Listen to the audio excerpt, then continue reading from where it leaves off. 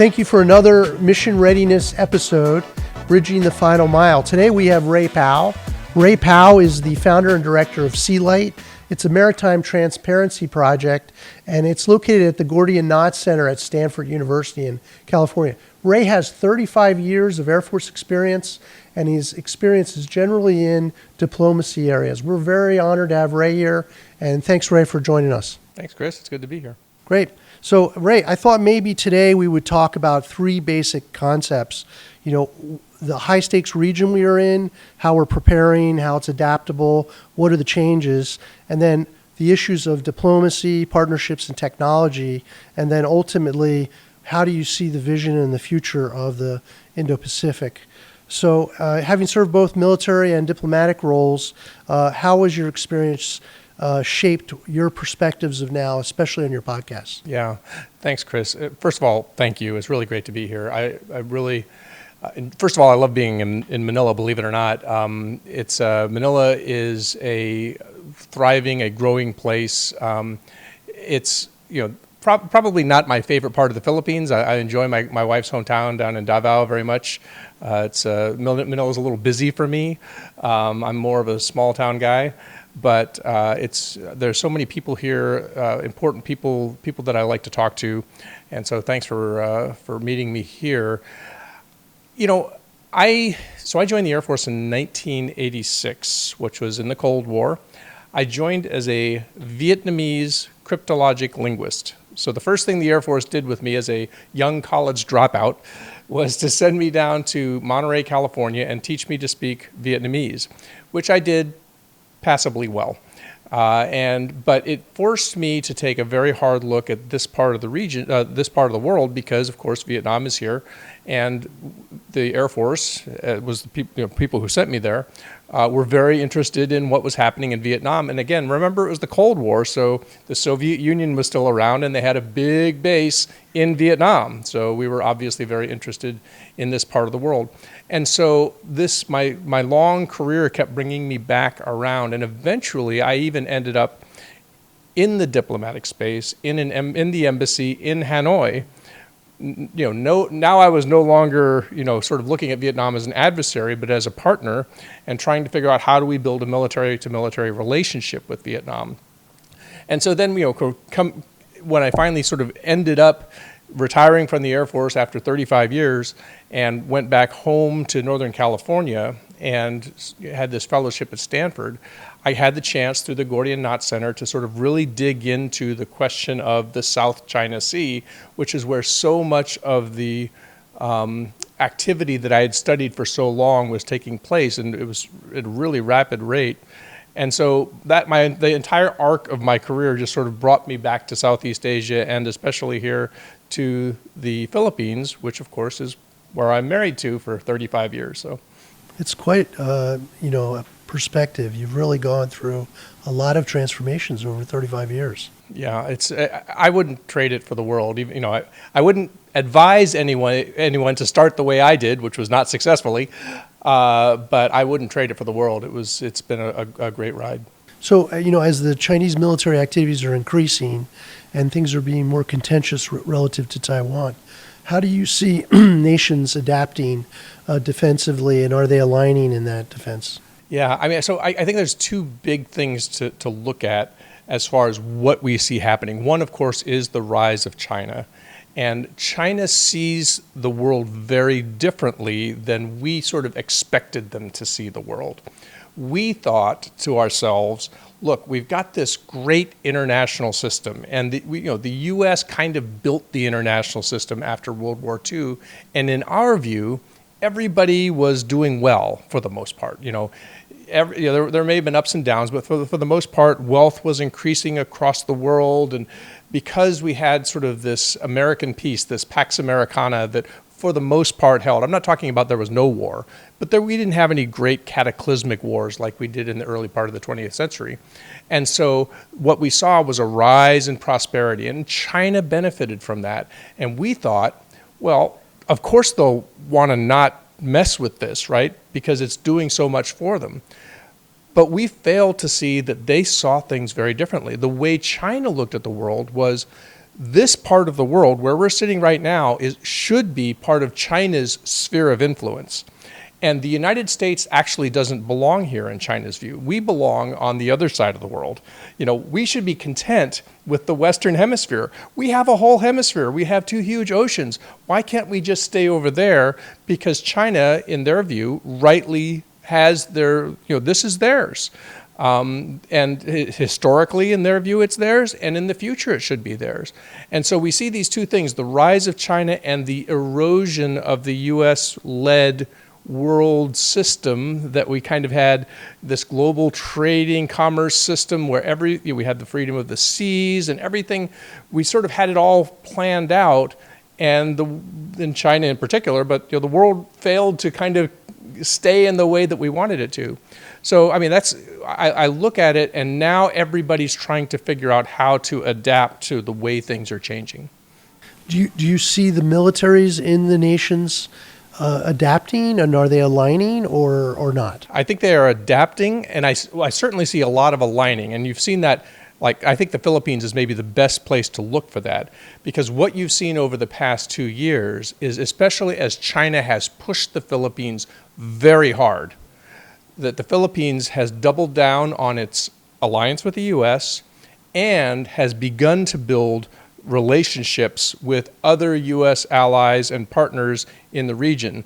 And so we see Australia, New Zealand, Canada, Germany, France. We see all of these different countries, Japan, they're going from having more robust defense relations. Many of them are providing weapons and other kinds of maritime security capabilities to the Philippines. And they're also building these reciprocal access agreements, which are sort of like status of forces agreements in the United States, where they can send troops here to train and exercise, and the Philippines can send theirs over there. So you see a very rapid orientation of the Philippines around a network to try to somehow fend off, make itself a harder target for this huge colossus of a country that has been pushing it very hard and been building up its capabilities very quickly. Well, you've talked about systems delivery by host nations. What about the use of exercises and combined exercises, joint exercises? What's your experience on that among the allied nations that are trying to understand this? Yeah, you see a couple of different things happening. So we just came out of the big, what used to be strictly a bilateral exercise, and mostly still is, between the U.S. and the Philippines, Balikatan, and that just took place. But you're seeing more and more and more multinational participation in that, and more capabilities being sent to the Philippines to participate in these exercises. This time they had the Nemesis system, which is an anti-ship missile system that the United States sent out to participate in the exercise up in the northern Philippines, and it's still here even though the exercise is over. So you're seeing that happening.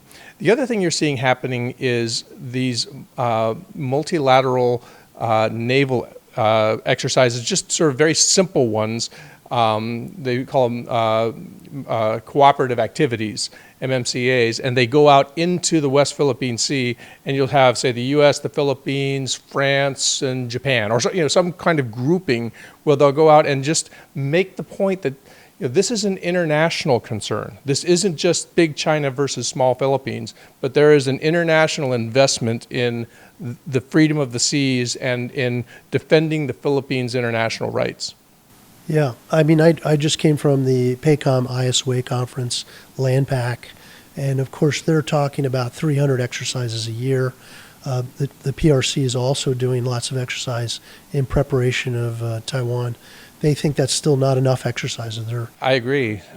And I think one of the things that we have historically done poorly on, because we are democracies, is preparation for the potential conflicts. We tend to always sort of stumble into them a bit unprepared because, for the most part, democracies, the people in the democracies are most concerned about the things that are closest to their own lives, right? Why do I need to spend my tax dollars so that you can buy more ships when there are still potholes in front of my house, right? And sort of, people generally think in those terms. And so it is important for national governments to be able to show very clearly to their people why it's important to build security. And I think that's where another place that the Philippines has really done something extraordinary in the last 2 years, which is this transparency program that they've had, where they have sent their Coast Guard ships and their Navy ships and their fishery ships out with journalists on board, with cameras, to demonstrate exactly what the problem is with Chinese aggression. And there is something about pictures and video that it's not enough just to give a line chart and maybe some maps and some squiggly lines on a map, which is what we do at Sea Light. When people see the video of the water cannon hitting from a 100-meter China Coast Guard ship hitting a 30-meter fisheries ship, that brings it home, and that says, wow, this is serious. Maybe we really do need more and larger Coast Guard ships, for example. Yes. Yeah. The big talk, of course, is how to support this. The hemisphere discussion you brought so far away.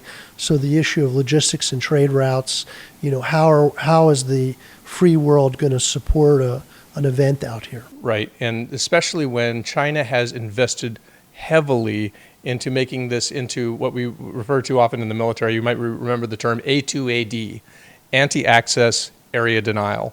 So basically, from a Chinese perspective, if you look at their near abroad, which is where we are, right? We're close to their shores. And if they can essentially deny America access to this area, America and its allies, if they can kind of push us outside of what we call this first island chain, the chain of island that comes down from the Korean Peninsula through Japan and Taiwan and the Philippines and across the sort of maritime Southeast Asia, if they can push us outside of that first island chain, then from a Chinese perspective, that's necessary just to have security, because they look at us and with our big oceans and they say their job is easy. Our job is hard because we've got American bases in Japan and Korea. We've got the EDCA sites, the Enhanced Defense Cooperation Agreement sites that aren't American bases, but they're access points for the United States and the Philippines. They look at these things and they see threats. And so their desire is to push us outside and just convince us eventually that we should leave and let them have this part of the world and us to sort of be satisfied in the part of the world that we live in. It just seems like in their effort to antagonize everyone on the first island chain, it's causing more partnerships, more things that probably are causing them inertia in their strategies. I think that's maybe the short view that China has been taking has been, we have an opportunity, for example, to push the Philippines out of Sabina Shoal, which is that last summer we had a Philippine Coast Guard ship drop anchor at Sabina Shoal, and China essentially laid siege to it. So eventually the sailors off of that Coast Guard ship, when they finally weighed anchor and came back to Palawan, some were carried off on stretchers. They were in such bad shape. So China, congratulations. Now you have control of Sabina Shoal. What does that get you? What it gets you is a more united U.S. alliance structure. People now, because people see what you just did, and they start to take seriously their own national security. So was Sabina Shoal worth that? I mean, what did you actually get? It's not like there's some magical strategic values to Sabina Shoal. All you did, as you said, was antagonize everyone and make them aware of how great a threat you are. They even impacted the giant clams. I heard on your broadcast you're talking about giant clams. Well, that's specifically we're talking about up at Scarborough Shoal. And, we put out on the blog, and we also had this event recently where we highlighted the fact that almost certainly China has laid waste to Scarborough Shoal through a lot of giant clam harvesting. And people don't understand how inherently destructive it is what they want is they want the clam shell, not the clam meat. So the clam shell is what gets a lot of makes a lot of business in parts of China because people want to make like figurines and jewelry and things out of this clamshell. And in order to get to the clamshell, they have to basically dig into the reef and extract these old shells, and it just destroys the reef. And so not only have they limited the Philippines almost completely from being able to get to their traditional fishing grounds at Scarborough Shoal, they've also succeeded in destroying the shoal. And so one of the things that we brought out on our web symposium last month was, why did the Chinese clam vessels depart last summer at the exact same time as China put out a big report saying the condition of Scarborough Shoal is excellent? I think I know why, because the condition of Scarborough Shoal is not excellent. And they're not going to let anybody into Scarborough Shoal, because if you got in there, you'd probably find out that they've really laid waste to that. Yeah. So one positive impact, too, that we're seeing is closer public-private ventures. So the information exchanging between the government and private industry to achieve closer goals. What are your thoughts on that related to all the PRC activities? Well, so in understanding where China is coming from, where there is not this big divide between civil and military, between public and private. For them, it all runs together. And so it's very important that we understand that for them, it's a whole of nation effort. And so bringing in the private sector, bringing in, these civil society, getting them sort of on board with the national priority, because if you end up in, God forbid, some kind of major conflict here, nobody gets to say, I'm just a private industry. I don't hurt me, don't attack me, don't ruin my business. Everybody's on the table. And right now, China has already merged all of those things together. So for example, if you see a scientific research ship moving around Batanes, around the Bashi Channel, it's not just there because it's interested in sea life, off of the northern part of the Philippines. It's there because it wants to know where submarines might be able to go. That's what we call civil-military fusion. It may be scientific research, but it's scientific research with a military application. So since their civil-military fusion is the same, but we have separate private-public partnerships, are they more adaptable in the way they're approaching it than we are? I think they have more resources they can bring to bear at any given time, because they can bring all instruments of national power, including the private sector, right? They can leverage. So when we talk about, there's a lot of people who will sort of chuckle when we talk about TikTok. Why do we care if TikTok is collecting everybody's personal information? Facebook does it. Why do we care if TikTok does it? Well, the problem is that Facebook is not required under law to give their data to the Chinese government. TikTok is, through its parent company. So, that matters actually a lot, because China looks at all of those as instruments of national power to advance their goals. So now, we don't want to be that way, right? We are a free society. We want to stay a free society. And so we're not looking to become like that. But we need to be aware of the threat so that we can counter the threat. So do you see, when we're going back to the beginning of this discussion, your perspectives on how changes have occurred, has sea light changed too from when you started to now and where it's going? So a few things have happened with sea light. Sea light started out as an effort to focus attention, international attention, on the South China Sea, because we saw that China was quietly expanding its control. It seemed like, from a U.S. perspective, we were sort of losing in slow motion.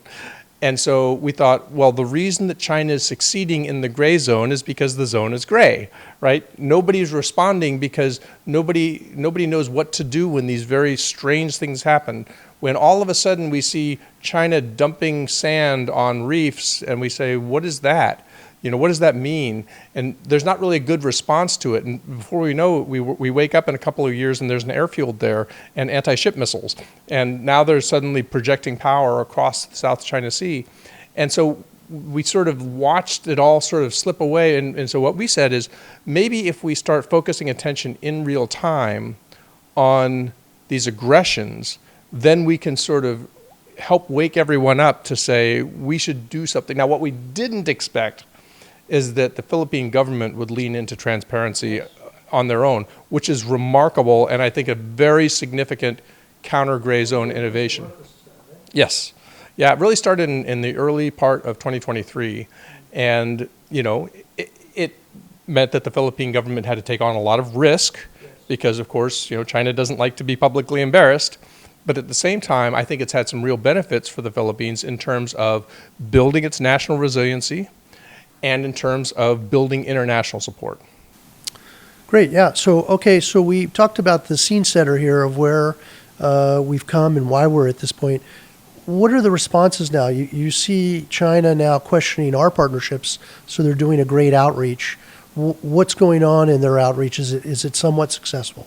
So China, first of all, China looks at America's alliance structure as somehow being illegitimate. They just don't like the fact that there are these alliances. They would rather that we not have allies, right? They would not rather the Philippines was not allied with the U.S. and of course the other countries in the region, and they complain about that a lot. Now, of course, it's not that China doesn't have allies. Technically, North Korea is its ally. I'm not sure they're getting much out of that, but it is technically an ally. They are sort of building a kind of alliance with Russia, something that we were very concerned about for many, many years, and we sort of see it taking place kind of before our eyes. We are seeing more and more of I hate to say it because this is very controversial to use the words Cold War when we talk about China. It's a different kind of, but at least the way we're starting to see the world separate into opposing camps does have a little bit of that flavor to it. Sort of a Warsaw Pact on this side and sort of the NATO and its allies over here. And so we are seeing something like that begin as more and more countries do start to choose sides. Now, not all of them. And there are countries like Vietnam and India and others Indonesia, who very much want to remain sort of outside of that. But it's getting harder to do. And for example, India just ended up in a shooting war with Pakistan, and we saw the United States supporting the Indian side more.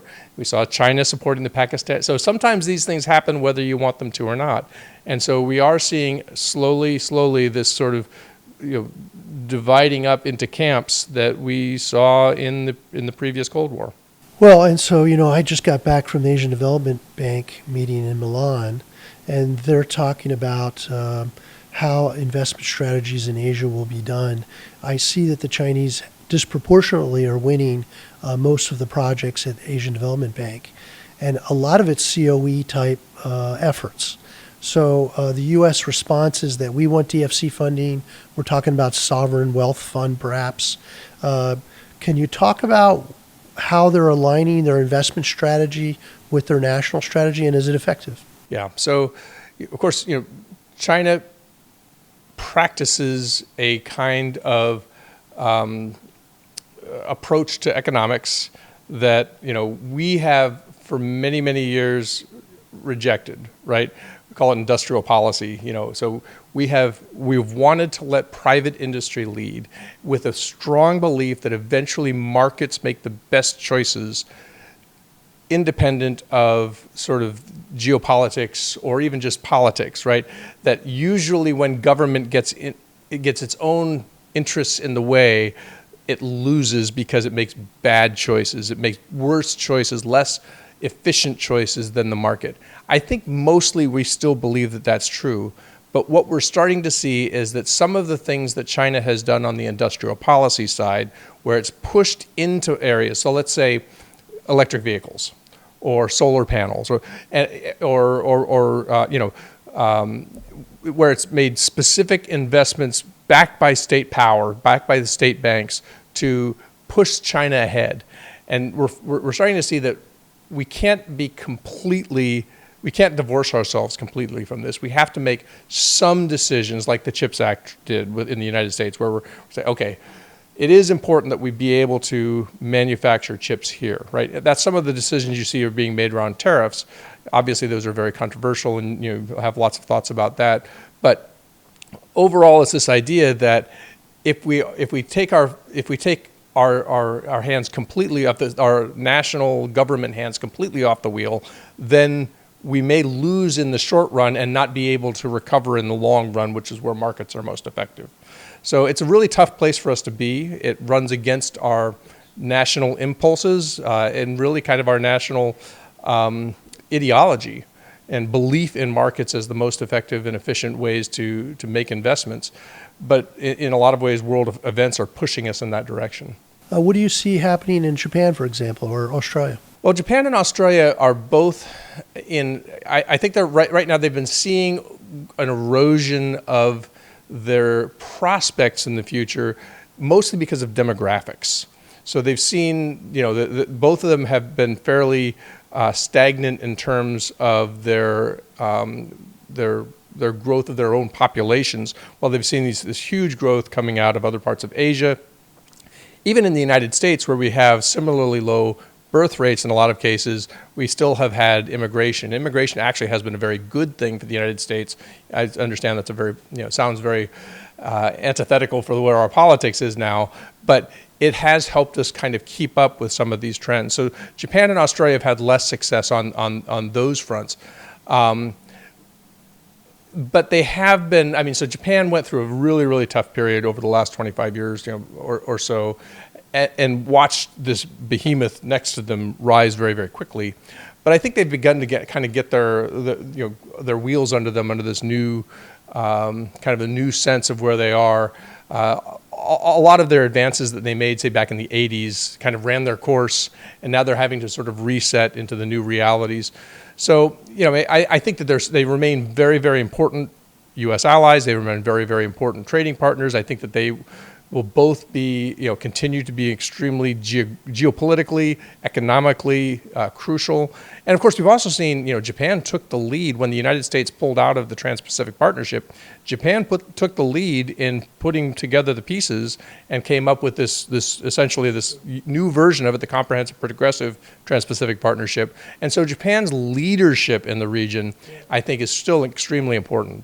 Yeah, actually, we see that at the Asia Development Bank. They lead the bank, and they act as a mechanism to bring things together. Japan, I think, has been maybe a more effective spokesnation for the U.S.-led international order than the U.S. has. We've been sort of looking inward again, and Japan is like, hey, we need this free flow of commerce. We need this free and open Indo-Pacific. They have leaned heavily into it, and thank goodness for that. So getting more specifically into this, the military and diplomatic cooperation, how has it changed in 25 years in this area? So I think one of the things you've seen the U.S. do is move away from what we used to call the hub and spoke model. So the U.S. has an alliance with the Philippines, and the U.S. has an alliance with Australia, and the U.S. has an alliance with Thailand. We've turned it into what they like to refer to as a lattice work, or basically a mesh, a network. So now you're seeing the U.S. allies make their own arrangements with one another, as I was talking about before. And that's actually a very good thing. And so even some of the things you saw recently, even say at the end of, or during the Biden administration, you saw these trilaterals, U.S., Japan, Korea, U.S., Japan, Philippines, those kinds of things. We're seeing more and more of that, even with something that's outside of the U.S. alliance, bringing in India, for example, with the Quad. Those kinds of more flexible, more dynamic groupings, mini-laterals as we often will call them, are becoming more and more important to feature. And when we look at this particular region around the South China Sea, we saw this formal structure of the Association of Southeast Asian Nations, or ASEAN, which is trying to become a more important player, completely pretty much fall apart in its trying to apply its will to the South China Sea because it hadn't been able to get everybody on board. So the formal grouping has not been effective in addressing the South China Sea question. But now you're seeing the mini-laterals. You're seeing, okay, so the Philippines will do something with Vietnam and Malaysia, for example, or you see little groupings that will come together. And again, the multinational sales that the Philippines will do. I think we're starting to see these informal groupings becoming more and more important to the larger security picture. If you take another layer on top of this, the technology changes, the revolution in technology that we have, AI, cyber, robotics. What impacts do you see that in this area? Well, you see, especially with the U.S. right now, we're trying to figure out, this is a huge, as a former naval officer, I'm sure you see this, a huge debate going on in the United States. What role do capital ships, aircraft carriers, those kinds of things have in the era of drones and AI, right? is there still a role? Is it the same role? Is it, does an aircraft carrier and a carrier battle group make up too large a target for drone swarms that we might see in the future? How complete is this revolution in military affairs? That's an old term from the 90s. I sorry I brought it up, but but how seriously should we take it? Because in some ways, what we see, for example, over in Europe, is we see on one hand we see drone warfare being extremely important and effective. But at the other hand, we see trench warfare, which goes all the way back a century to World War I, and both are happening at the same time. And so you need the old and you need the new. So I think we're all trying to figure all that out in real time. My career was acquisition, defense acquisition, and this idea that you have to collaborate with the private industry and share information between government and private industry.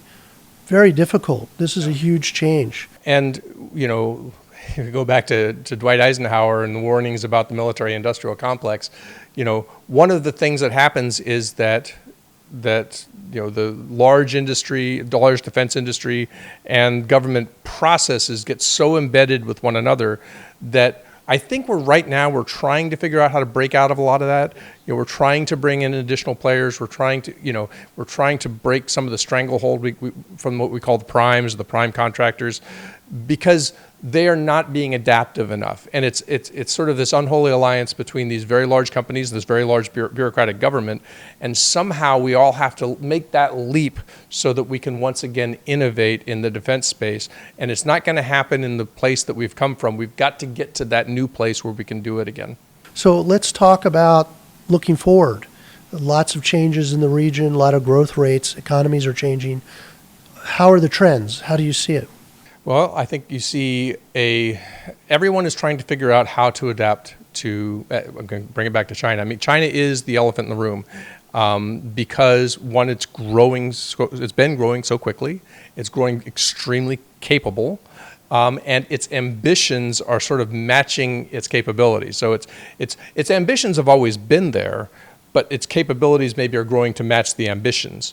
And so everyone is trying to figure out, is my best option to kind of make my best deal now with China and sort of ride the wave, or is the wave going to engulf me and I need to sort of figure out how to build a bulwark against it? And there's a give and take between you. Nobody's going to, well, maybe some will. I have some thoughts on that, but for the most part, every country is going to try to maintain some degree of independence. And I saw this, when I was doing military diplomacy. You'd sort of have countries come to us and say, we want the United States here to counterbalance China, but don't make them mad, right? So they've got these twin impulses where they want to push back on one hand, but they want us to push back for them, and so they don't have to be outed, as being sort of anywhere. You sort of draw the eye of Sauron in their direction. So they want to push back, but at the same time, they're afraid of what happens if there's too much pushback. Sounds like my brother. So what do you think is going to happen? I mean, if you had a bet, where will we be in 5 to 10 years? I'm still trying to figure out what you were doing to your brother. Sounds like. Look, I think that we're going to be. I hope that we're still trying to figure out how to deal with a rising China in 5 years. Because my fear is the alternative is that one of these things kind of goes pear-shaped, and now all of a sudden we're into a conflict situation, right? Now, you have to prepare for conflict. That's the military's job. And that should be a nation's job. One of the things that I was most disturbed about in this recent presidential election we had in the United States is that whereas we've got parts of our government are warning that this presidential term could be one in which China tries to move on Taiwan. And there was zero conversation in the campaign about it. None of the debates had a question about this. So here's this potential for the United States to end up in a major theater war with a rising nuclear armed power in this term, and somehow we just weren't politically interested in it. We talked about golf games, and we didn't talk about Taiwan. Right? And by the way, the other thing I will say about that is, one is I don't believe China wants to attack Taiwan. I think China wants to absorb Taiwan through gray zone activities.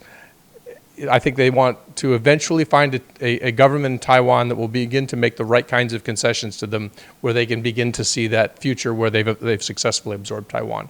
Now, that doesn't mean they're not going to threaten to, and it doesn't mean they're going to they're not going to take it off the table. In fact, they're putting it very squarely on the table. But I still think their objective is to do it without having to go to war. But I think that we need to be very consciously. So, part of the reasons I'm concerned about the fact we didn't talk about Taiwan in the campaign is we should be making the investments now that we think would be important were we to have to end up in that situation where we were to end up at war. God forbid, right? God forbid. Clearly, we don't want to end up at that place. But you prepare for war to secure the peace. Do you think that's going to change? Do you think we're going to change our policies? Do you think it's... As I said, democracies, and the United States in particular, have a bad history with this. We tend to stumble into conflict and not be prepared. One of the things that we worry about a lot, I think, in our current conversation is whether we still have the ability to ramp up our defense industrial base. So during World War II, of course, we were caught unprepared, despite the fact there was a hot war going on in Europe. When December 7th, 1941 rolled around, we still were not ready, but we were able to turn our industries into defense industries pretty quickly. Now, we look around today and we wonder whether we'd still be able to do that today. I like to think that we can. It won't look like World War II. It's hard to sort of talk yourself through how that would work when a lot of the things that we used to do, and the easiest one to point to is shipbuilding, right? We don't do shipbuilding very much, and China outpaces us by something like 200%, that's of concern. It does seem like our partnerships are our future, though, our collaboration. Oh, my goodness. I mean, if you ask any senior military leader, allies, allies, and allies are your superpower.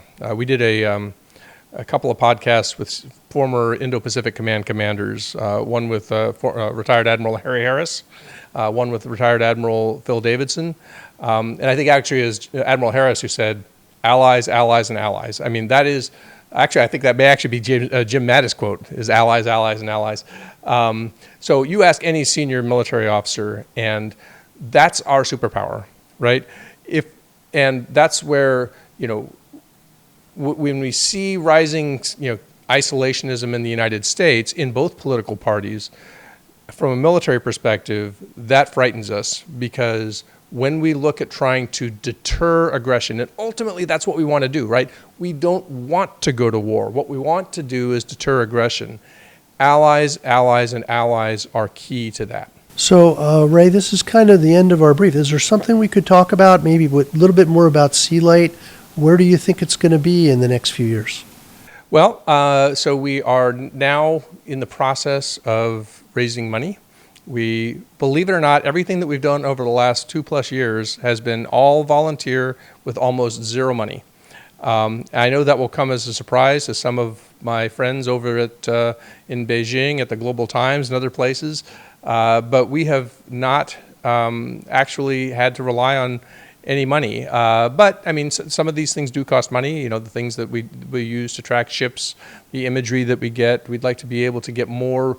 We'd like to be able to get better at examining and analyzing sort of the trends rather than. So mostly what we've done is sort of pointed to specific incidents as they're happening, and that's been sort of the core of our model. Is when there is an aggression happening by a Chinese ship against a Philippine ship or Taiwanese ship or something like that, we point it out as it's happening, and we're able to focus, international attention on that particular event. We're starting to begin to do more data visualization so that people can see trends. So recently, for example, around Scarborough Shoal, we were able through data visualization, you can see this on our website, show how over the last 12 months, China has essentially created an exclusion zone around Scarborough Shoal, so that the Philippines is no longer able to get to Scarborough Shoal, whereas 12 months prior, they were able to go right up to the shoal, and they were still able to support the fishermen and all of those things. And now that China has just sort of, by just flooding the zone with all of these ships. So I don't think that was well understood before we actually put it out there in a data visualization. We showed how over this last 12 months, the number of Chinese ships has vastly increased, and the distance to which the Philippine ships were able to get has been pushed way out. So we'd like to do more of that. We also are just like, we don't want Sea Light, we want Sea Light to be a part of a larger open source ecosystem. We want a lot of players in this space. We're not jealous for our space. Let 100 flowers bloom, as Mao would say, right? We would like to see, and we think some of this is inevitable, right? Open source intelligence or just public information is getting more accessible, it's getting cheaper, it's getting better, and we'd like to see, our theme is light up the maritime gray zone. So we would like to see lots of light so that gray zone operators can't be gray zone operators, they have to operate in the light. Wow. Well, thank you very much. Thanks for your service. I think we all appreciate what you're doing on Sea Light. And this concludes my comments today, our comments on Mission Ready, Bridging the Final Mile. Thank you for being with us, and we'll see you for the next episode. Thanks again, Ray. Thanks.